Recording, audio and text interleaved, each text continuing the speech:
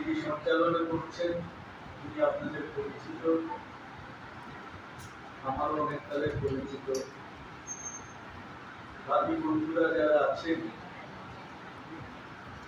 এমন একটা সাংবাদিক সংস্থার সঙ্গে জড়িয়ে আছেন যার বয়স 100 বছর পার হয়েছে। 102 বছর হয়েছে ইন্ডিয়ান জার্নালিস্ট অ্যাসোসিয়েশন।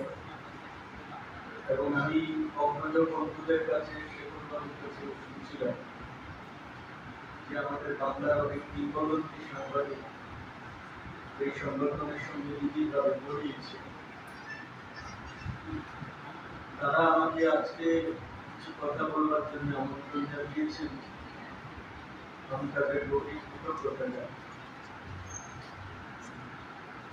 সময় আমাদের কাছে খুবই কম, যদিও আমি একটা পূর্ব ধারণা পেয়েছিলাম সঞ্চালক আমার যে সময় বেঁধে দিয়েছেন তার চেয়ে বেশি সময় পাওয়া যাবে।